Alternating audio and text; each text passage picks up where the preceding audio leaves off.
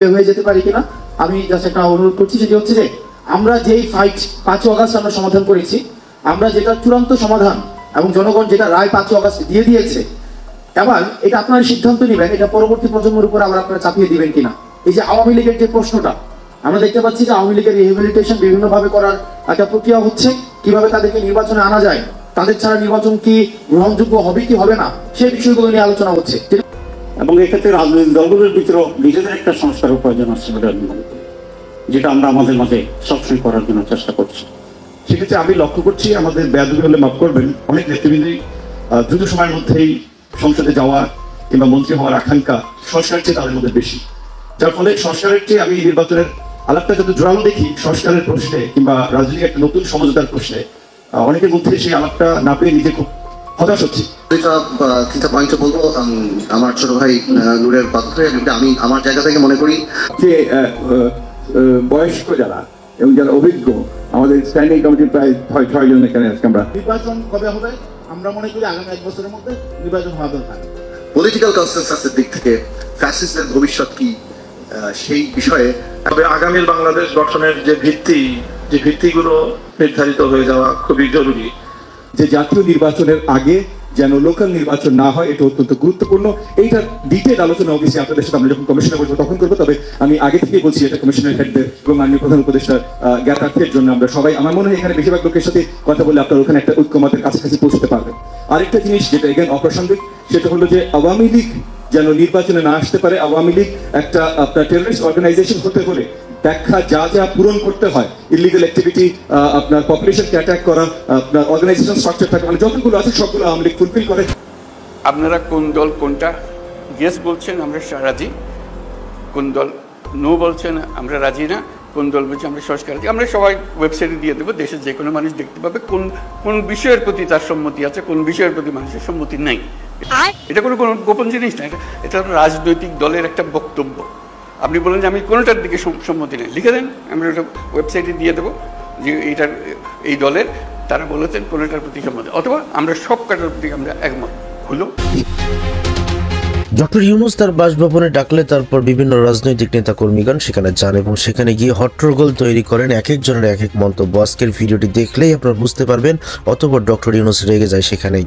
দর্শক, সকল রাজনৈতিক নেতারা যখন বসলো ডক্টর ইউনূসের সঙ্গে, দেখুন তাদের কথার সাইজ দেখুন, আপনারা দেখলে পুরো অবাক হয়ে যাবেন। আজকের ভিডিও খুবই গুরুত্বপূর্ণ একটি ভিডিও, আপনাদেরকে কাটছাট করে শুধুমাত্র বিএনপি, জামাত এবং জাতীয় নাগরিক কমিটি, জাতীয় অধিকার, মানে যারা যারা রয়েছিলেন সকল, নূর এবং সবাই বক্তব্যটা একত্রিত করে কার বক্তব্য কী ছিল, কারা দেশের উন্নতি চায় এবং কারা আপনাদের সঙ্গে নিয়ে তাল বাহানা করতেছে, আপনারা জাস্ট এই বক্তব্যটি শুনলেই বুঝতে পারবেন কে অরিজিনালি দেশপ্রেমিক। চলুন আমরা কথা বাড়াবো না, আপনার মূল্যবান সময় কোনোভাবে নষ্ট করতে চাই না, সরাসরি আমার ভিডিওতে চলে যাবো। ডক্টর ইউনূস ঠিকই বলেছিলেন, কে উন্নতি চায় আর কে কি চায় সেটা আপনার নিজের চোখেই দেখুন। পুরো ভিডিওটি আপনাদেরকে দেখতে হবে যদি এই বিষয়টা বুঝতে চান। চলুন আমরা সরাসরি ভিডিওটি দেখবো। চ্যানেল নতুন হলে অবশ্যই সাবস্ক্রাইব করুন এবং মন্তব্য লিখতে ভুলবেন না ব্যাপারটি নিয়ে। চলুন ভিডিওটি দেখা যায়। প্রধান উপদেষ্টা সহ আছে জাতীয় ঐক্যমত্য কমিশনের যে আমাদের সদস্যবৃন্দ, তারা তাদের সংস্কার প্রস্তাবনাগুলো শেষ করে আজকে এই সকলকে নিয়ে আজকে এখানে বসার মতো একটা পরিবেশ তৈরি করেছে। অনেক কথা বলেছেন অনেকে, কিন্তু সেই বিষয়ে না গিয়ে সামগ্রিক প্রেক্ষাপটে তারপরে 2-1 মিনিটে একটু সংক্ষিপ্ত কিছু বলতে চাই। প্রথমত হচ্ছে যে এখানে অনেক রাজনৈতিক দল আছেন যারা নির্বাচন কেন্দ্রিক বিভিন্ন ধরনের জোট বা অ্যালায়েন্সের আলাপ আলোচনার একটা সমঝোতায় পৌঁছে গেছেন। এটি কোনো দল কিংবা নেতৃবৃন্দের অবস্থানটা ওই জোটের সপক্ষেই থাকবে। সেক্ষেত্রে এই অভ্যুত্থানের পূর্বে যে পরিষ্কার একটা ঘোষণা ছিল যে ফ্যাসিবাদী ব্যবস্থার বিলোপ এবং নতুন রাজনৈতিক বন্দোবস্ত, সেক্ষেত্রে আমি লক্ষ্য করছি আমাদের বেয়াদবি হলে মাফ করবেন, অনেক নেতৃবৃন্দই দ্রুত সময়ের মধ্যেই সংসদে যাওয়া কিংবা মন্ত্রী হওয়ার আকাঙ্ক্ষা সংস্কারের চেয়ে তাদের মধ্যে বেশি, যার ফলে সংস্কারের চেয়ে আমি নির্বাচনের আলাপটা যত জোরালো দেখি সংস্কারের প্রশ্নে কিংবা রাজনৈতিক একটা নতুন সমঝোতার প্রশ্নে অনেকের মধ্যে সেই আলাপটা না পেয়ে নিজে খুব হতাশ হচ্ছে। কারণ আপনারা জানেন যে বাংলাদেশের একটা অত্যন্ত প্রতিকূল সময়ে ফুটবলের মতো ঢাকা বিশ্ববিদ্যালয়ের লাইব্রেরির সামনে 2018 সালে আপনারা দেখেছেন কোটা সংস্কার আন্দোলন করতে গিয়ে মার খেয়েছিলাম, এবং যেখানে ব্যাপক একটা তরুণ প্রজন্ম রাজনীতি বিমুখ ছিল, তাদেরকে কিছুটা রাজনীতিমুখী করার জন্য ধারাবাহিকভাবে ঢাকা বিশ্ববিদ্যালয়ের ইংরেজি বিভাগে পড়াশোনা করে একটা ধারাবাহিক লড়াই চালিয়ে গেছি, একেবারে নিম্ন মধ্যবিত্ত পরিবারের একটা সন্তান পরিবারের নিরাপত্তা চিন্তা না করে। আবার এই আন্দোলনে যে আমাদের ভাই বোনেরা যারা একটা বড় ধরনের ঝুঁকি নিয়ে শেষ পর্যন্ত এই গণ অভ্যুত্থানের দিকে দেশকে নিয়ে গিয়েছে, সেখানে রাজনৈতিক সংস্কৃতির যদি পরিবর্তন না হয় তাহলে নির্বাচন অর্থবহ হবে। সংস্কার আপনারা অনেকেই বলছেন বিভিন্ন ধরনের প্রস্তাবনায়, রাজনৈতিক সংস্কারটা আগে দরকার, রাজনৈতিক সংস্কৃতির পরিবর্তনটা আগে দরকার। আগামী নির্বাচন যে অবাধ, সুষ্ঠু, নিরপেক্ষ হবে তার জন্য বোধহয় আমাদের খুব চিন্তা করা দরকার যে আসলে কতটুকু সেটাও সম্ভব। সেজন্য আমি মনে করি যে এই বর্তমান যে ভঙ্গুর প্রশাসন, এখনো জনপ্রশাসনে আমি মনে করি যে মন্থর গতি, পুলিশ প্রশাসনের গতি আসে নাই। কাজে সেক্ষেত্রে 6 মাস ধরে যে স্থানীয় সরকারটা নাই, যার ফলে পুরো দেশের স্থানীয় সরকার তো সরকারের উন্নয়নের মূল কেন্দ্রবিন্দু, ছবির অবস্থা। এখন আপনারা বিশেষ ব্যক্তি ক্রাইটেরিয়ায় প্রশাসক দিবেন, এটা কিভাবে চুজ করবেন? তার চেয়ে বরং আমরা মনে করি দ্রুত সময় স্থানীয় নির্বাচনটা দিয়ে প্রশাসনের সক্ষমতা যাচাই করা যায়। জাতীয় নির্বাচনের পূর্বে আমরা গত 6 মাসের অভিজ্ঞতা দেখেছি, বর্তমান বিশেষ করে স্বরাষ্ট্র উপদেষ্টা, স্বাস্থ্য উপদেষ্টা এবং এরকম বেশ কিছু মন্ত্রণালয় উপদেষ্টারা কার্যত ব্যর্থতার পরিচয় দিয়েছে। স্বরাষ্ট্র এবং কৃষির মতো দুটো বৃহৎ মিনিস্ট্রি একজনের পক্ষে সামলানো সম্ভব না। প্রয়োজনে আরো কিছু লোককে অন্তর্ভুক্ত করে উপদেষ্টা পরিষদ আপনারা পুনর্গঠন করেন। এবং আপনাদের সরকারকেও আমরা বলবো, আমরা আপনাদের মধ্যে একটা বিষয় লক্ষ্য করছি, আপনাদের রাজনীতিবিদদেরকে সাইড করে কাজ করার একটা প্রবণতা। রাষ্ট্র একটা রাজনৈতিক প্রতিষ্ঠান, রাজনীতিবিদদের অংশগ্রহণ এবং মতামত ছাড়া চলবে না। প্রয়োজনে যারা আগামী 5 ইয়ার্স রাজনীতি করবে না, সেই কন্ডিশনেও অন্তত কিছু অভিজ্ঞ লোককে নিয়ে আগামী 10 মাস পরে, যেহেতু ডিসেম্বর নির্বাচন, সেই পর্যন্ত অন্তত ভালোভাবে রাষ্ট্রটা চালান। আপনাদের প্রতি আমাদের এটা আহ্বান। ধন্যবাদ। মাননীয় প্রধান উপদেষ্টা সহ মঞ্চ উপস্থিত সকল রাজনীতিবিদ সহ সবাইকে আসসালামু আলাইকুম। আমি অনেক শর্ট, আমি একটু ব্রিফ বলতে চাচ্ছি যে আপনি যে প্রথম যে স্টার্ট করেছিলেন, যে ড্রেস করেছিলেন, আমি মনে করি আমাকে এটা অনেক টাচ করেছিল, যে আসলে আমাদের ভুলে গেলে চলবে না যে কত মানুষ আত্মত্যাগ করেছে এবং আমাদের ছোট ছোট কারণে আমরা জানি সেটাকে কোনোভাবে আন্ডারমাইন না করি। আমি এটা অনেকটা ইউনিটি হিসাবে দেখি 6 মাস পরে যে আমরা সবাই আবার বসছি এবং যে ফ্যাসিস্ট আপনাকে অত্যাচার সবকিছু জানি, আমাদের এটা স্মরণ থাকে যে আমাদের তর্ক হোক, বিতর্ক হোক, যাই হোক, যে আমরা জানি কোনোভাবে ফেল না করি। ছোট্ট তিনটা পয়েন্ট বলবো। আমার ছোট ভাই নূরের কথা থেকে আমি আমার জায়গা থেকে মনে করি যে স্থানীয় নির্বাচন, আপনি যেটা প্রথমে বলেছিলেন যে বাস্তবমুখী হতে হবে। স্থানীয় নির্বাচন দিলেই 4,490টা ইউনিয়ন পরিষদে আওয়ামী লীগের ফ্যাসিজম আস্তে করে বের হয়ে আসবে এবং সেখানে প্রচন্ড লেভেলে গ্রাউন্ড রিয়ালিটিতে যে মারপিট হবে, এবং সেই ক্ষেত্রে জাতীয় নির্বাচন ইভেন্ট একটা সিভিল ওয়ার হয়ে যেতে পারে। আমি প্র্যাকটিক্যালি আমি আমার জায়গা থেকে বলছি, আমি এলাকায় রাজনীতি করা মানুষ, সুতরাং আমরা উপরে বসে অনেক কথা বলতে পারি, কিন্তু আমরা এখানে বসে আমাদের যে সহ্য ক্ষমতা, যেই এলাকায় লাশ গেছে ওখানে সেই সহ্য ক্ষমতা এখন আসে নাই। এই যে আওয়ামী লীগ হঠাৎ করে একটু বের হয়ে আসে, ইউনিয়ন পরিষদের নির্বাচন আপনারা জানেন কত রক্তক্ষয়ী হয় এমনিতে, সেখানে যদি আপনি দিয়ে দেন দেখবেন একটা সিভিল ওয়ারের দিকে চলে যাবে। এটা কিন্তু বাস্তব কথা, একটা কথা। এবং সুতরাং আমরা, এবং সেকেন্ড কথা হলো, আমরা আসলে সংস্কারের এগেইনস্টে না, বাট আমরা এমন কোনো রিস্কে যেতে চাই না জাতীয় নির্বাচনটা যত বিলম্বিত হয়। এই যে কিছুদিন আগের যে আপনি আপনার নিজেরই বলতে হয়েছে যে পরিমাণ সন্ত্রাস হঠাৎ করে যে ধরনের গন্ডগোল বা যে ধরনের আরম্ভ হয়ে গিয়েছিল, পুরো জাতি কিন্তু একটা চিন্তার মধ্যে পড়ে গিয়েছিল এবং বিদেশে আমাদের ভাবমূর্তির ব্যাপারটাও কিন্তু হয়ে গেছিল। এগুলি কিন্তু যখন হাত থেকে বের হয়ে যায় তখন কি কন্ট্রোল করা যায় না।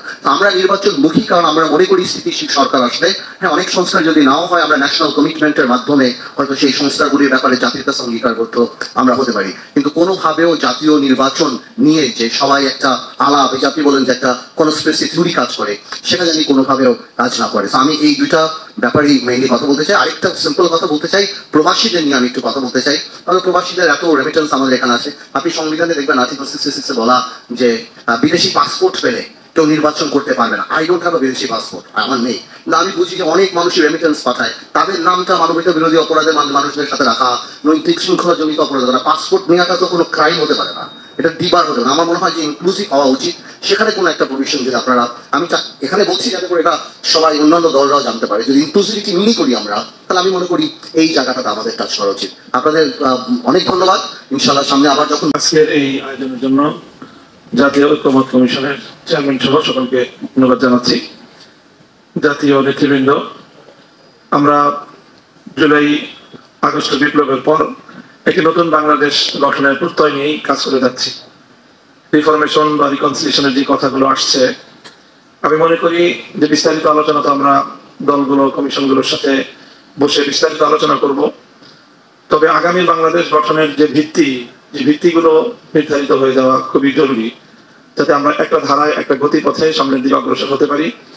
সেজন্য যে আগস্ট বিপ্লবের যে ঘোষণাপত্র সম্মিলিত ঐক্যমতের ভিত্তিতে আসার কথা, সেটা অনতিবিলম্বেই চলে আসা উচিত, যাতে সেই ঘোষণাকে সামনে রেখে সেই আলোকে আমরা আমাদের প্রস্তাবনা এবং আগামী বাংলাদেশ গড়ে তুলতে পারি। সেজন্য এই জুলাই আগস্টের ঘোষণার পাশাপাশি আমাদের ঐক্যমতের যে জায়গাগুলোতে আমাদের সকলকে কনসিডার করেই সামনের বাংলাদেশ গড়ে তোলা উচিত। আমি দেখছি একটা বিষয় আমরা সকলে একমত, 24-এর যে জুলাই আগস্ট বিপ্লব, এই বিপ্লব পরবর্তী বাংলাদেশ তার পূর্ববর্তী বাংলাদেশের চেয়ে ব্যতিক্রম এবং ভিন্ন কিছু হবে। সেই সঙ্গে 71-এর যে মহান মুক্তিযুদ্ধ, সেটাকে আমাদের আগামী বাংলাদেশ গড়ে তুলবার ক্ষেত্রে অন্যতম ভিত্তিমূল হিসেবে আমাদের গ্রহণ করতে হবে। সেই সঙ্গে আমরা মনে করি 47-এর যেই বাংলাদেশ বা 47-এর যে দেশ বিভাগ, সেটাকেও আমাদের অত্যন্ত গুরুত্বের সাথে কনসিডার করতে হবে। 47, 71, 24-এর ভিত্তিতে আগামী বাংলাদেশ গড়ে উঠুক, সেই প্রত্যাশা ব্যক্ত করছি। সকলকে ধন্যবাদ। আসসালামু আলাইকুম ওয়া রাহমাতুল্লাহ। কমিশন হেড যারা আছেন, আপনাদের গত কয়েক মাসের কাজের মাধ্যমে যে রিপোর্টগুলো আমরা পেয়েছি সেটাকে সাধুবাদ জানাই, এবং এই আলোচনার প্রচেষ্টা সামনে আমরা এই রিফর্মগুলোতে ঐক্যমত পোষণ করবো বা কতখানি ঐক্যমত তৈরি হবে সেগুলোর জন্য কার্যকর এটাতেও সাধুবাদ জানাই। এই জন্য আপনাদের সবাইকে অসংখ্য ধন্যবাদ। আমি ছোট্ট করে কথা বলবো, প্রাসঙ্গিক আজকে যে কারণে এসেছি সেটা রিলেটেড ছোট 3টা কথা বলবো, আর অপ্রাসঙ্গিক 2টো কথা বলবো। অপ্রাসঙ্গিক কথা বলার আগে একটু ক্ষমা চেয়ে নিচ্ছি, কিন্তু আমাদের রেগুলার উঠা বসা হয় না বলে আজকে একটা প্রসঙ্গে এসে অন্য প্রসঙ্গে একটু করে কথা বলতে হয়। একটা প্রসঙ্গ অলরেডি কয়েকজন আলোকপাত করেছেন, যে জাতীয় নির্বাচনের আগে যেন লোকাল নির্বাচন না হয়, এটা অত্যন্ত গুরুত্বপূর্ণ। এইটা ডিটেল আলোচনা অবশ্যই আপনাদের সাথে আমরা যখন কমিশনে করবো তখন করবো। তবে আমি আগে থেকে বলছি, এটা কমিশনের হেডদের এবং মাননীয় প্রধান উপদেষ্টার জ্ঞাতার্থের জন্য আমরা সবাই, আমার মনে হয় এখানে বেশিরভাগ লোকের সাথে কথা বলে আপনারা ওখানে একটা ঐক্যমতের কাছাকাছি পৌঁছতে পারবেন। আরেকটা জিনিস যেটা এখানে অপ্রাসঙ্গিক, সেটা হলো যে আওয়ামী লীগ যেন নির্বাচনে না আসতে পারে। আওয়ামী লীগ একটা আপনার টেররিস্ট অর্গানাইজেশন হতে হলে ব্যাখ্যা যা যা পূরণ করতে হয়, ইলিগাল অ্যাক্টিভিটি, আপনার পপুলেশনকে অ্যাটাক করা, আপনার অর্গানাইজেশন স্ট্রাকচার থাকে, মানে যতগুলো আছে সবগুলো আওয়ামী লীগ ফুলফিল করে। সেই জায়গায় যেন মাননীয় অন্তর্বর্তীকালীন সরকার একটু নজর দেন, সেটার আমি একটা রিকোয়েস্ট জানিয়ে আমরা আজকে প্রাসঙ্গিক আলোচনায় যাব। প্রাসঙ্গিক আলোচনা হলো কমিশন যে রিপোর্টগুলো দিয়েছে সেগুলোতে আমরা কিভাবে ঐক্যমতে যেতে পারি। আমার দলের পক্ষ থেকে আমাদের ছোট্ট একটা আপনার সাজেশন, যে আমরা প্রত্যেকটা কমিশনের যদি আলাদা করে আমরা মিটিং বসতে পারি এবং মিনিমাম ডিনোমিনেটিং যে ফ্যাক্টরগুলো আছে, মানে প্রত্যেকটা যা আপনারা প্রত্যেকটা কমিশন যা রিফর্ম প্রপোজাল আপনারা দিয়েছেন, প্রত্যেকটা প্রপোজালের মিনিমাম ফ্যাক্টরগুলো নিয়ে যদি আমরা প্রত্যেকটা দলের নির্বাচন প্রতিনিধি একসাথে বসে কমিশনের সাথে আমরা সেটাতে ভোট করতে পারি, মিনিমাম একটা কনসেনসাসে চলে আসলাম। মিনিমাম একটা কনসেনসাস যদি চলে আসি, তারপর ওটা সরিয়ে দিয়ে, মানে ওটা আমরা কনসেনসাস হিসেবে ধরে বাকি আর কি জিনিসগুলো গুরুত্বপূর্ণ আছে, যেখানে আমাদের একটা হাফ কনসেনসাস আছে যে জিনিসটাতে আমরা এগ্রিড কিন্তু কোনো বেস মানে কোনো ডিটেইল আমরা এগ্রিড না, সেটা আলোচনার মাধ্যমে হয়তো 2-3টা সিটিং এ আমরা এটা শেষ করে ফেলতে পারি পার কমিশন। এবং 6টা কমিশনই বা সবগুলো কমিশন তাদের কার্যক্রম একসাথে শুরু করতে পারে, প্রত্যেকটা কমিশনের জন্য প্রত্যেকটা দল থেকে ভিন্ন প্রতিনিধি পাঠাবেন।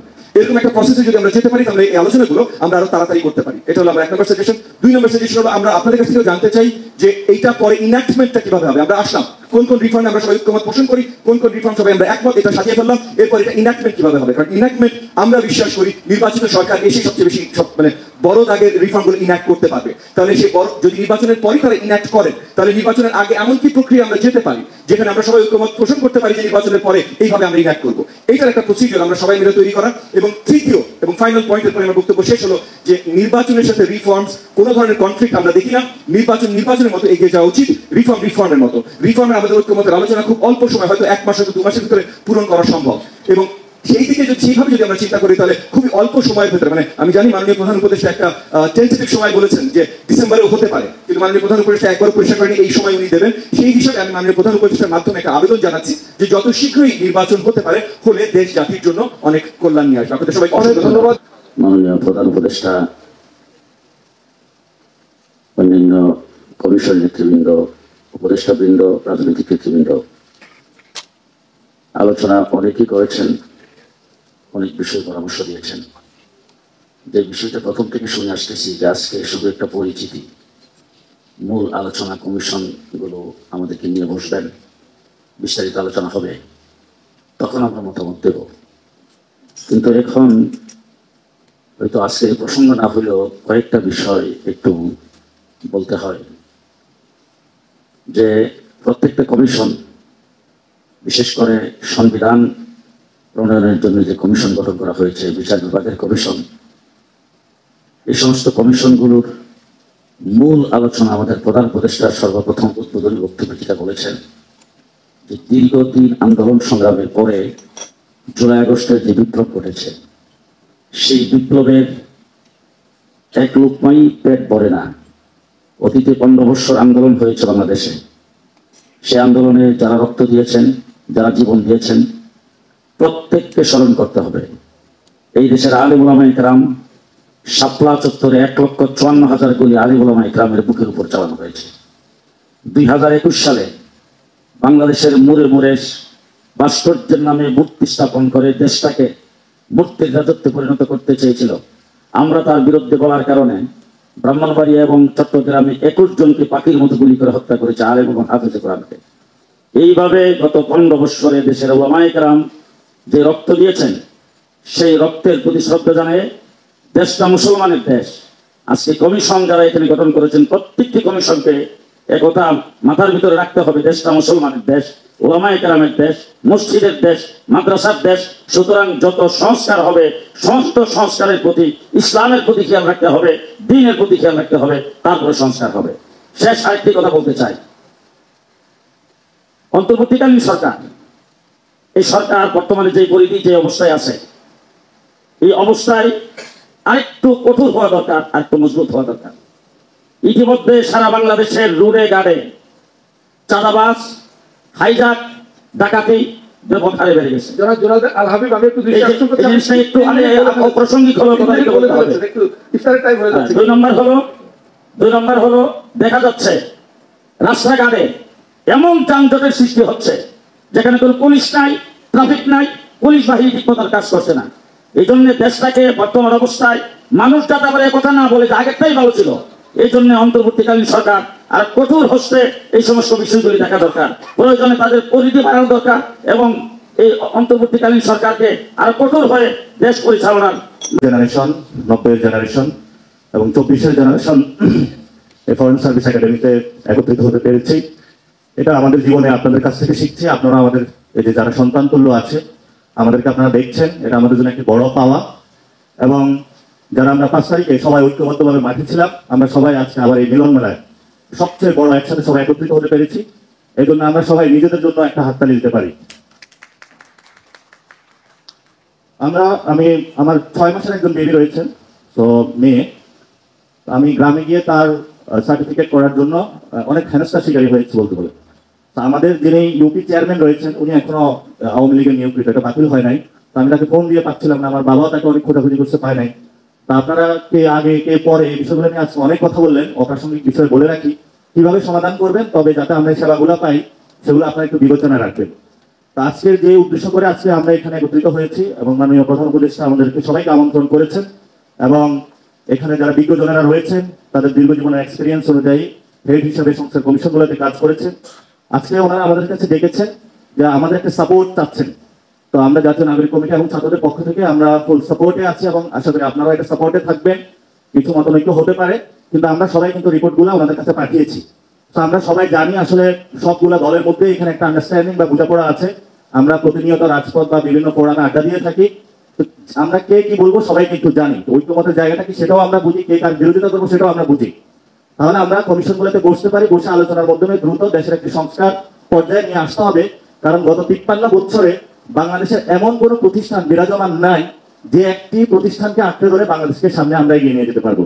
তো স্যার এখানে দায়িত্ব নিয়েছেন, উনি একটা ভাঙ্গা ঘর পেয়েছেন যার মধ্যে বৃষ্টি পড়ে, কিন্তু বৃষ্টির মধ্যে ঘুমাচ্ছেন। তো আমরা যদি এই ঘরটা নির্মাণ না করে দিয়ে যেতে পারেন তিনি, ভবিষ্যতে আমাদের কপালে দুর্দশা আছে। তো 5টি বিষয় আজকে কথা বলবো, যেহেতু টু দা পয়েন্টে কথা বলার জন্য বলা হয়েছে। সেটা হলো প্রধান উপদেষ্টা যে জুলাই চার্টারের কথা বলেছিলেন, আমাদের কিন্তু এই সংস্কারের সব কমিশনের সহ একটি সুন্দর জুলাই চার্টার প্রয়োজন এবং এই জুলাই চার্টার যে করবো আমরা সেটার একটি আইনি বাধ্যবাধকতা প্রয়োজন। কারণ পরবর্তী যারা সরকারে আসবেন তাদের কিন্তু এই কাজটা চালিয়ে যেতে হবে। আমাদের স্বল্প মেয়াদী যে সংস্কারের কার্যক্রমগুলা স্যার শুরু করে দিয়ে যাচ্ছেন আমাদের সবাইকে, কিন্তু শেষ করার দায়িত্ব হলো আমাদের। স্বল্প মেয়াদী যে সংস্কার কার্যক্রম রয়েছে সেগুলো স্যার চালু করে দিয়ে যাবেন, আমাদেরকে একটি সুন্দর বাংলাদেশ উপহার দিবেন। কিন্তু গত 53 বছরে বাংলাদেশের যা অবস্থা হয়েছে, এটা কিন্তু দীর্ঘ সময় ধরে সংস্কারের প্রক্রিয়াটা চলমান থাকবে। সেই সংস্কার প্রক্রিয়াটা চলমান থাকার জন্য আমাদের যেমন একটি চার্টার প্রয়োজন, সেই চার্টারের আবার হলো একটি আইনি বাধ্যবাধকতা প্রয়োজন। এটা আপনারা হলো সবাই ভেবে দেখবেন এবং আশা করি স্যার এই বিষয়ে ভেবে দেখবেন। সেকেন্ড যে বিষয়টি আছে সেটা হলো আমাদের সংবিধান প্রণয়ন বা সংস্কারের ক্ষেত্রে যদি আমরা একে স্থায়ী রূপ দিতে চাই, এখানে আমরা আওয়ামী লীগের বিরুদ্ধে ঐক্যবদ্ধভাবে 5 তারিখে মাঠে ছিলাম, কিন্তু 72 সালের যে সংবিধানটা রয়েছে এই সংবিধানের মধ্য দিয়ে আমরা মনে করি যে বহুদলীয় গণতন্ত্রের বিকাশ বাংলাদেশে অসম্ভব এবং মানুষগুলোকে, বাংলাদেশের অসংখ্য মানুষকে 72 সালে সংবিধানে খারিজ করা হয়েছে। 24-এ আওয়ামী লীগের বিরুদ্ধে এবং তার দোষরদের বিরুদ্ধে আমরা সবাই রক্ত দিয়েছি। এই রক্তের মূল্যটা তখনই মূল্যায়িত হবে যদি সবাই আমরা ঐক্যবদ্ধভাবে শ্রমিক, মজুর, কুলি সবাইকে নিয়ে একটি গণপরিষদ নির্বাচনের দিকে যেতে পারি। এই গণপরিষদ নির্বাচনে গিয়ে যদি আমরা একটি সুন্দর সংবিধান প্রণয়ন করতে পারি যেটা বাংলাদেশের সকল মানুষকে ধারণ করে, ওই গণপরিষদের যে সভা রয়েছে সেটা যদি পার্লামেন্টারি সভায়, আইনসভায় আমরা রূপ দিতে পারি, আমরা মনে করি তাহলে বাংলাদেশের ভবিষ্যৎ সেখানে নির্ধারিত হবে। আদারওয়াইজ বাংলাদেশে একটি সংকটের জায়গা থেকে বাংলাদেশ বিশ্ব মঞ্চে হাজির হবে। স্যার দায়িত্ব নিয়েছেন, আমাদেরকে শুরু করে দিয়েছেন, আমরা যদি শেষ করতে না পারি এটা আমাদের ব্যর্থতা হবে। আমরা ওই ব্যর্থতার জায়গায় যেতে চাই না। 5 তারিখে আমরা সফলতা পরিচয় দিয়েছি, আমরা সবাই ঐক্যবদ্ধভাবে মাঠে ছিলাম। আর এখানে বারবার একটা কথা আমাদের সামনে এসে থাকে যে 15 বছরে কি কিছু করা হয় নাই? অবশ্যই আমরা সবাই করেছি। 13 সালে আমি একটা ইন্টারমিডিয়েট স্টুডেন্ট ছিলাম, সারা রাত আমাকে নির্ভর পাটা উপরের দিকে দিয়ে মাথাটা নিচের দিকে পুরো রাত বসে আমাকে পিঠাইছে। 13 সাল কি 5 তারিখ ছিল? ছিল না। আমার সাথে ক্লাস 6 এর একটা বাচ্চা ছিল, তামিলুল মিল্লাতে পড়াশোনা করতো, ওই বাচ্চাটাকে ধরে আমি সারা রাত তাকে পিটানো হয়েছে। তো সবাই আমরা নির্যাতিত, দল মত নির্বিশেষে, পক্ষ গোষ্ঠী সবাই নির্যাতিত। 5 তারিখে আমরা নির্যাতিত হয়েছি, এখনো তো নির্যাতিত হচ্ছি। নির্যাতন বন্ধ করতে হলে সংস্কার কাজগুলো আমাদের চালু করতে হবে। এই যে জেলের মধ্যে তো আমরা সবাই থাকতে হবে, ঘর আর বাড়ি জেল তো আমাদের সমান হবে। জেলের মধ্যে আমরা কি অবস্থা, আমিও জেলে ছিলাম, গারদগুলোতে ছিলাম, কি অবস্থা সেটা আপনারা দেখেছেন। তো সবগুলো বিষয় যদি আইনি কাঠামো যদি আমরা ঠিক করতে না পারি, যেটা আমাদের মূল সংবিধান, তাহলে আমাদের ভবিষ্যৎ কপালে খুব দুর্দশা আছে। এই জন্য আমরা 3 তারিখে খুব সুচিন্তিত একটি দাবি দিয়েছিলাম, যেটা নাহিদ ইসলাম পাঠ করেছিলেন, যে পুরাতন যে বন্দোবস্ত সেটা আমরা চাই না। ফেসিবাদী ব্যবস্থার যে বিলোপ, আমরা শুধু শেখ হাসিনার উৎপাদন চাই নাই, আমরা শেখ হাসিনার সাথে সাথে তার যে সিস্টেমটা রয়েছে পুরোটার মূল উৎপাদন আমরা চেয়েছি। এটা একটা চলমান প্রক্রিয়া, আর আমরা মনে করি এটা সংস্কারের মধ্য দিয়ে এটা পসিবল একটা জায়গায় যেতে পারে। দ্বিতীয় অংশে আমরা বলেছিলাম একটি নতুন রাজনৈতিক বন্দোবস্ত। নতুন রাজনৈতিক বন্দোবস্তের জন্য সংবিধানের মধ্যে কিন্তু বন্দোবস্তের মধ্যে দিয়ে চলতে হবে আমাদেরকে। তো আমরা আশা করি একটি গণপরিষদ বাংলাদেশে, আপনারা সে বিষয়ে আস্তে আস্তে যাবেন। এটা যদি নাও পারি, আমাদের এই মাসে যে দলটা আসবে, আমাদের আগামী রাজনৈতিক লাইন এটা হবে, এবং আপনারা সবাই আশা করি সে লাইনের সাথে থাকবেন, আমাদেরকে সাপোর্ট দিবেন, আপনাদের সন্তানদেরকে। কারণ আমি শুধু একটা জায়গায় রিপ্রেজেন্টেশন করি না, আমি আপনার মেয়ে বা ছেলে রিপ্রেজেন্টেশন করি। তা আপনার মেয়ের ছেলে যে ভবিষ্যৎ যে বাংলাদেশে আসবে, আপনার মেয়ের ছেলের যে ভবিষ্যৎ যদি আপনি চিন্তা তাকে ঘরে না দিয়ে যেতে পারেন, আপনি বাপ ভাই হিসাবে দায়বদ্ধতার জায়গা থাকবেন। আশা করি বাপ ভাই এবং ফিউচার বাংলাদেশের জেনারেশনের জন্য, আমাদের জন্য আপনারা অনেক করেছেন। এই কাজটা আমাদেরকে আল্লাহ ব্যবস্থা করে দিয়ে যায় একটি গণপরিষদ। আমরা একটি সুন্দর সংবিধান চাই, যে সংবিধানের মধ্য দিয়ে সুন্দর করে আমরা বাংলাদেশটা করতে পারবো। আজকে সবাই আমরা একত্রিত হতে পেরেছি, আপনাদের কথাগুলো শুনছি, আপনাদের থেকে শিখছি, ভবিষ্যতেও শিখবো। সেই শিক্ষা অনুযায়ী আপনাদের শ্রদ্ধা নিয়ে কাজ করে যাবো। ইনশাল্লাহ দেখা হবে আমাদের ভবিষ্যৎ বাংলাদেশে। ধন্যবাদ সকলকে, আসসালামু আলাইকুম। আজকে মাননীয় প্রধান উপদেষ্টা এবং যারা এই সংস্কার কমিটিগুলোর প্রধান, তাদেরকে আন্তরিকভাবে ধন্যবাদ এবং কৃতজ্ঞতা জানতে চাই। আজকে আমাদেরকে এখানে আমন্ত্রণ জানিয়ে একটা সুযোগ করে দিয়েছেন আপনাদের কথা বলার শুরুটা করার জন্য। এটা মাননীয় প্রধান উপদেষ্টাই বলেছেন যে এটা হচ্ছে সূচনা। আমরা আজকে এই সভাটি হচ্ছে মূলত একটি আপনার একটা ফর্মালিটিস যে আপনার উনি উপস্থাপন করলেন বিষয়টা, এই বিষয়টা নিয়ে আমরা সামনের দিকে আলোচনা করব। আমাদের নজরুল ভাই খুব সুন্দর কথা বলেছেন, একটা এটা না বললে হবে না। হচ্ছে যে আজকে দেশের সবচেয়ে বরেণ্য বণিক ব্যক্তিরা, তারা আমাদের দেশের ভবিষ্যতের জন্য তারা কিছু সংস্কারের প্রস্তাব রচনা করেছেন। এখন আমরা এটাতে অত্যন্ত গর্বিত, আনন্দিত, এবং আমরা বিশ্বাস করি যে এখান থেকে আমাদের অনেক ভালো কিছু নিশ্চয়ই বেরিয়ে আসবে। এবং আমরা অনুরোধ করবো যে আমাদেরকে যে হার্ড কপিগুলো দেওয়া হয়, তাহলে হার্ড কপিগুলো নিয়ে আমরা এটার উপরে কাজ করতে পারি। কারণ আমরা এই ব্যাপারটাতে অত্যন্ত সিরিয়াস। কারণ আমরা নিশ্চয়ই লক্ষ্য করেছি আজকে আমাদের এখানে যারা উপস্থিত হয়েছি, আমাদের দলের সবচেয়ে বয়স্ক যারা এবং যারা অভিজ্ঞ, আমাদের স্ট্যান্ডিং কমিটি প্রায় 6 জন এখানে আজকে আমরা উপস্থিত আছি। অর্থাৎ আমরা এদের কতটা গুরুত্ব দিচ্ছি এটা এখান থেকে আপনারা বুঝতে পারবেন। আমরা ইতিমধ্যে যখন আমাদেরকে চিঠিপত্র দিয়েছিলেন, সেই চিঠিগুলো আমরা কিন্তু প্রত্যেকটাই একটা হোমওয়ার্ক করে আমরা তাদের সেগুলো আপনার আমাদের যে মতামতগুলো আমরা তাদেরকে প্রত্যেকটা সংস্কারের বিষয় দিয়েছি। সুতরাং আমি কথা বলাবো না, আজকে কথা বেশি কিছু বলার নেই। শুধু একটা কথাই বলতে চাই যে মালিক, এই দেশের মালিক হচ্ছে জনগণ। তাদেরকে কেন্দ্র করেই কিন্তু আমাদের সমস্ত কাজগুলো আবর্তিত হবে এবং ভবিষ্যতে আমাদের নির্মিত হবে সেইভাবেই। আজকে ছেলেরা, তাদের প্রতি শ্রদ্ধা জানাতে চাই যারা প্রাণ দিয়েছে, এবং সেই সঙ্গে বিগত 15 বছরে যারা এই গণতন্ত্রের জন্য সংগ্রাম করেছে, লড়াই করেছে, তাদের প্রতি আমাদের ভালোবাসা, তাদের প্রতি আমাদের শ্রদ্ধা আমরা নিবেদন করছি। একই সঙ্গে এটুকু প্রত্যাশা করব যে জনগণ যেন কখনো বিমুখ না হয়, জনগণ যেটা প্রত্যাশা করে সেখানে যেন আমরা সবাই যেতে পারি, ঐক্যের মধ্যে দিয়ে যেতে পারি। সুতরাং কথা বেশি কিছু নেই, আবার ধন্যবাদ আমাদেরকে আহ্বান জানার জন্য। আমরা কাগজপত্রগুলো পেলে আমরা সেইভাবেই আবারও আপনাদের আপনার কাছে একটা বিষয় আমি দৃষ্টি আকর্ষণ করছি, সেটা হচ্ছে যে এটা যেহেতু ঐক্যমত্য কমিশন হয়েছে, আমরা আজকে অনেক বিষয়ে কথা হয়েছে, অনেক পলিসি বিষয়ে কথা হয়েছে। আমরা আজকে এই জায়গা থেকে একটা বিষয় আমরা একমত হয়ে বের হয়ে যেতে পারি কিনা আমি জাস্ট একটা অনুরোধ করছি, সেটি হচ্ছে যে আমরা যেই ফাইট 5 আগস্ট আমরা সমাধান করেছি, আমরা যেটা চূড়ান্ত সমাধান এবং জনগণ যেটা রায় 5 আগস্ট দিয়ে দিয়েছে, এবার এটা আপনারা সিদ্ধান্ত নেবেন এটা পরবর্তী প্রজন্মের উপর আবার আপনারা চাপিয়ে দিবেন কিনা। এই যে আওয়ামী লীগের যে প্রশ্নটা আমরা দেখতে পাচ্ছি যে আওয়ামী লীগের রিহেবিলিটেশন বিভিন্নভাবে করার একটা প্রক্রিয়া হচ্ছে, কিভাবে তাদেরকে নির্বাচনে আনা যায়, তাদের ছাড়া নির্বাচন কি গ্রহণযোগ্য হবে কি হবে না, সেই বিষয়গুলো নিয়ে আলোচনা হচ্ছে, যেটা খুবই দুঃখজনক। আমরা এই বিষয়টি সমাধান 5 আগস্ট করেছি এবং মানুষ 5 আগস্টে রায় দিয়েছে, এবং একটা দল কতটা জনবিবর্জিত হতে পারে যার ফলে সেক্ষেত্রে তাকে দেশ ছেড়ে পালাতে হয়। আমরা যখন মিডিয়াতে দেখি আমরা কিন্তু দেখি যে সাবেক প্রধানমন্ত্রী দেশ ত্যাগ করেছেন এভাবে লেখা হয়, কিন্তু আসল সত্যটা হচ্ছে উনি দেশ থেকে পালিয়েছেন। একটা দেশ থেকে কত জনবিবর্জিত হলে একটা দেশ থেকে এবং পৃথিবীর ইতিহাসে একটা বিরল নজির, যে ক্ষেত্রে আমরা দেখেছি যে গণভবনের প্রধান এবং হচ্ছে বাইতুল মোকাররমের প্রধান দুইজন একসাথে দেশ থেকে পালায়। এখন আমরা ওই যে স্বৈরতান্ত্রিক ব্যবস্থা আপনারা সিদ্ধান্ত নেবেন ওই ফাইটটার দিকে কি এই প্রজন্মকে আবার আমাদেরকে ঠেলে দিবেন কিনা, যে আজকে আপনারা সিদ্ধান্ত নেন আগামী 20 বছর পর আবার এই আওয়ামী কোশ্চেনের সাথে আমাদের ডিল করতে হবে কিনা, আজকে 30 বছর পর এই আওয়ামী কোশ্চেনের সাথে আবার আমরা ডিল করবো কিনা, নাকি এটা সমাধান আমরা 5 আগস্ট যেটা জনতা সিদ্ধান্ত দিয়েছে, ছাত্র নাগরিক সিদ্ধান্ত দিয়েছে যে বাংলাদেশের এই ভূখণ্ডে আওয়ামী লীগ অপ্রাসঙ্গিক, এটাকে ধরে আমরা পরবর্তী বাংলাদেশ বিনির্মাণ করব। এই সিদ্ধান্তটা এই ফোরাম থেকে আসতে হবে।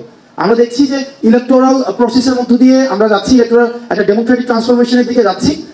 এই সাথে সাথে কিছু অপ্রত্যাশিত ঘটনাও ঘটছে, যেমন আওয়ামী লীগের যেহেতু একটা সেট আপ রয়েছে, এগুলো দুঃখজনক, এগুলো হচ্ছে মাঝে মাঝে আমরা হচ্ছে ইউফেমিস্টিক ভাবে এগুলো এড়িয়ে যাই। আমরা একটা ডেমোক্রেটিক একটা সোসাইটিতে ইউফেমিস্টিক ভাবে এড়িয়ে যাই, যেমন ইলেকটোরাল প্রসেসে আমরা আওয়ামী লীগকে নিয়ে আসতে চাই, কারণ হচ্ছে আওয়ামী লীগের যেহেতু একটা সেট আপ আছে, তাদের একটা ভোট ব্যাংক আছে, তাদের একটা বিজনেস একটা কমিউনিটি আছে, তাদের কালচারাল একটা হচ্ছে কালচারাল একটা সোসাইটি আছে। তো এই জায়গাতে আমি যদি আওয়ামী লীগকে কোনোভাবে আমার কাছাকাছি নিয়ে আসতে পারি, আওয়ামী লীগের কাছে যদি আমি একটু সিম্প্যাথেটিক মানে একটু যদি ইতিবাচক একটা ভাবনা দিতে পারি, তাহলে আওয়ামী লীগের ভোটটা রেডিমেড ভোটটা আমি পাওয়া যাই। তো এই কারণে দেখতে পাচ্ছি অনেক রাজনৈতিক দলের মধ্যে বা আমাদের নিজেদের মধ্যেও এক ধরনের আওয়ামী প্রীতি তৈরি হচ্ছে, যেটি একটি জাতির জন্য পরবর্তীতে আমি মনে করি যে আমাদের এই প্রজন্মকে আবার একটা এন্ডলেস কনফ্লিক্টের দিকে ঠেলে দেওয়া হবে। সুতরাং আমরা আমাদের জায়গা থেকে বৈষম্যবিরোধী ছাত্র আন্দোলন এবং এই প্রজন্ম আমরা একটা জায়গায় আজকে যখন ডিসকাশন আমি পুরোটা সময় শুনছিলাম, আমরা একটা বিষয় মনে হয় আমরা অ্যাভয়েড করছিলাম, আমরা একটা জেনারেশনাল কনফ্লিক্টের মধ্যে রয়েছি। আমাদের এই প্রজন্ম, আমার বয়স 27 বছর, অনেকে হয়তো মেম্বার অফ পার্লামেন্ট হয়েছে আজকে থেকে 35 বছর বা 40 বছর আগে এখানে উপস্থিত আছেন, বা অনেকে চাকরি করেছেন আর 40 বছর আগে রিটায়ারমেন্টে চলে আসছেন, আমার বয়স হবে 27। তো আমি আমার জায়গা থেকে একটা বিষয়, আমরা এই জেনারেশন কনফ্লিক্টে আমরা এই প্রজন্ম আওয়ামী লীগকে ধারণ করার জন্য আমরা প্রস্তুত না। এখন আপনারা যদি আবার আমাদেরকে চাপিয়ে দেন যে আওয়ামী লীগকে, তাহলে এটা কিন্তু এক ধরনের এটা একটা ভমিটিং হবে, এবং এটার বার্ডেন, এটা দায়ভার আমরা আমাদের যারা পূর্ববর্তী প্রজন্ম আছে, অভিজ্ঞ প্রজন্ম আছে, রাজনৈতিক প্রজ্ঞা, রাজনৈতিক ভাবে যারা বিচক্ষণ, তাদেরকেই কিন্তু আমরা সবসময় এই এলিগেশনটা দিয়ে যাব। তার মানে আওয়ামী লীগের বিষয়ে আমাদের একটা চূড়ান্ত সিদ্ধান্ত অতি সত্বর আসতে হবে, না এই যে তরুণ প্রজন্ম এটা ফ্রাস্ট্রেশনের দিকে যাবে। এখন হচ্ছে আমাদের যে একটা দীর্ঘ 1.5 দশকের বেশি সময় ধরে আমাদের গুম খুন হত্যা নির্যাতন নিপীড়ন হয়েছে, Awami League as a party হিসাবে এগুলো করেছে। আমরা চাই এগুলোর বিচারটা ভিজিবল হোক, তাত্ত্বিক জায়গা থেকে এই জায়গাটা দৃশ্যমান হোক, যাতে করে ট্রাস্ট বিল্ডিংটা হয়। এই যে গুম খুনের গণহত্যার যে বিচারটা, এটা যেন খুব দ্রুততম হয়, এটাকে প্রাইভেট বেসিস যদি করেন, তাহলে আমাদের এই যে তরুণ প্রজন্মের কাছে যে কমিটমেন্টটা রয়েছে, এই কমিটমেন্টটা আমরা সেটার বাস্তবায়ন ঘটাতে পারি। আর সর্বশেষ যেটা হচ্ছে যে আমরা এটাকে টার্মিনোলজিতে যেটাই বলি না কেন, বিপ্লব বলি, এটাকে হচ্ছে গণ অভ্যুত্থান বলি, তাত্ত্বিক, এটা তাত্ত্বিকতার জায়গা, এটা তাত্ত্বিকটা নির্ধারণ করবে যে বিপ্লব বা গণ অভ্যুত্থান যে বিষয়টা। কিন্তু আমরা যেটাকে এক্সপিরিয়েন্স করেছি, আমরা মনে করি এটার একাডেমিক এবং এটার অ্যাডমিনিস্ট্রেটিভ ইনস্টিটিউশনাল এটার অ্যাকনোলেজমেন্ট প্রয়োজন। এই ইনস্টিটিউশনাল অ্যাকনোলেজমেন্ট যদি না হয়, পরবর্তীতে দেখা যাবে রাজনীতির সুবিধার্থে এটাকে ডিজাইন করার একটা প্রবণতা আবার আসতে পারে। সেই জন্য জুলাইয়ের যে ঘোষণাপত্র, এই জুলাইয়ের ঘোষণাপত্রটা এটা আপনারা উদ্যোগ নিয়ে এটা হচ্ছে বাস্তবায়ন করবেন, এটা আমাদের এই প্রজন্মের প্রত্যাশা। আমি কোনো রাজনৈতিক দল হিসাবে আমি কাউকে বিবেচনা করছি না, সেটা হচ্ছে আমরা ফেসিবাদ বিরোধী যে রাজনৈতিক দলগুলো ছিল, আমরা সবাইকে ফেসিবাদ বিরোধী রাজনৈতিক শক্তি হিসাবে দেখতে চাই। আপনাদের কাছে আমাদের প্রত্যাশা এই জুলাই ঘোষণাপত্রটা, যেটা উচিত ছিল আপনাদের পদক্ষেপ নেওয়া, যেক্ষেত্রে আমার কাছে মনে হয়েছে যে তরুণরা যেহেতু এই পদক্ষেপটা নিয়েছে, এখন আপনারা দায়িত্ব নিয়ে সেটাকে বাস্তবায়ন করার জন্য আপনারা পদক্ষেপ নেবেন, এবং সংস্কারগুলো যেগুলোকে আমরা বলছি সংস্কার, এগুলো দৃশ্যমান আমরা খুব দ্রুততম সময়ের মধ্যে দেখতে চাই, যেটির মধ্যে দিয়ে আমরা তরুণ প্রজন্মের যে ট্রাস্ট বিল্ডিংটি সেটি হবে। আপনাদের সবাইকে ধন্যবাদ। আসসালামু আলাইকুম। উপস্থিত আজকে যাদের সুযোগ্য নেতৃত্বে বাংলাদেশ অথবা আগামী বাংলাদেশ, সে সমস্ত প্রাজ্ঞ বিজ্ঞ রাজনীতিবিদবৃন্দ, আসসালামু আলাইকুম রহমতুল্লাহ।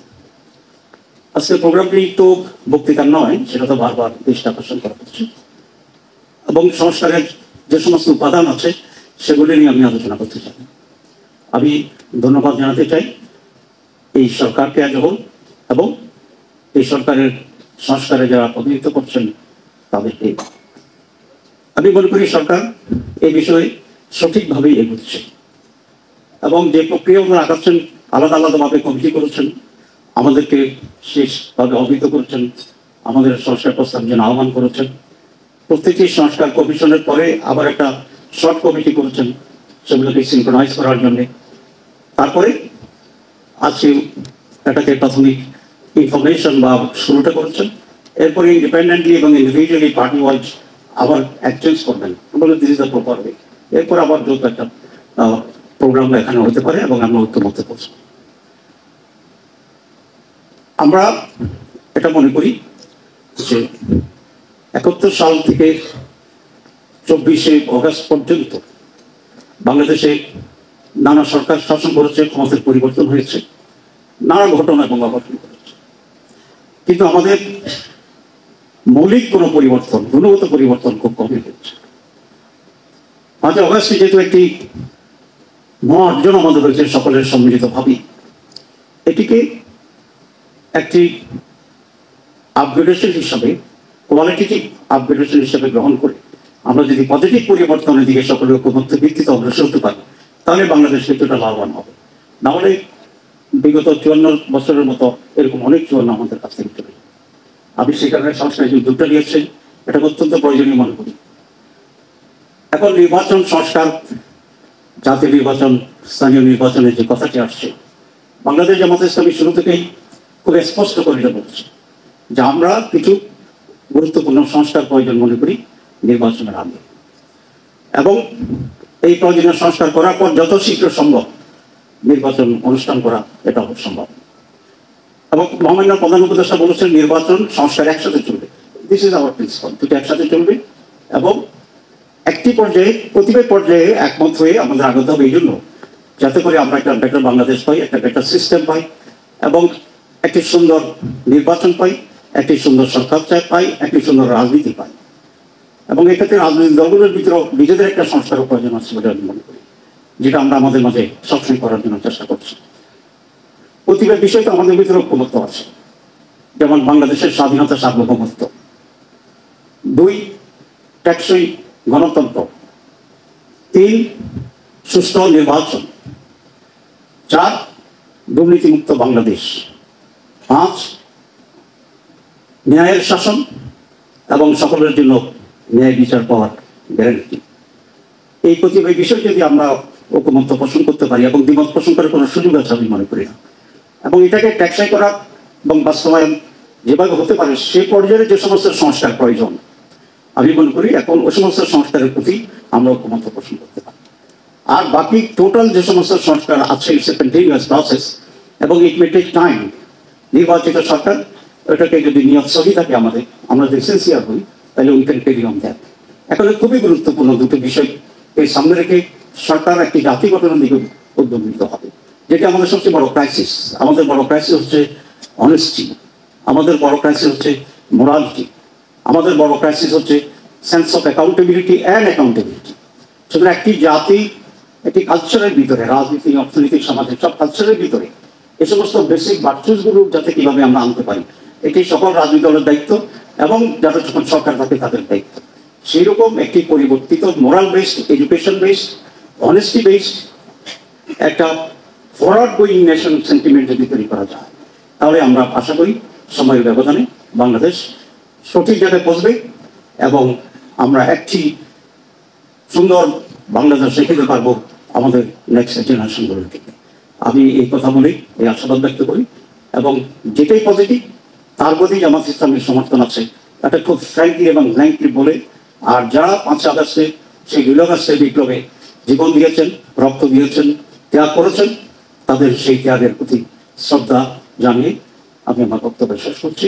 ডিটেলস আমরা যখন কমিটি বলবে তখন আমরা বলবো। দর্শক রীতিমতো আপনার বক্তব্যগুলো শুনলেন এবং কার বক্তব্যগুলো দেশপ্রেমিকদের বক্তব্যের মতো মনে হয়েছে আপনার অবশ্যই কনভার্সেশন কেউ কোনো দলকে অন্তর্ভুক্ত না করে আপনারা এই আজকের বক্তব্যের উপর বেস করে আপনাদের মন্তব্যগুলো আমাদের কর্মসূচি জানিয়ে দিন।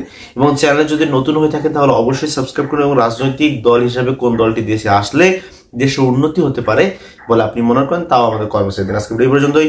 চ্যানেলে সাবস্ক্রাইব করুন, বন্ধু এর পাশে থাকুন। আল্লাহ হাফেজ।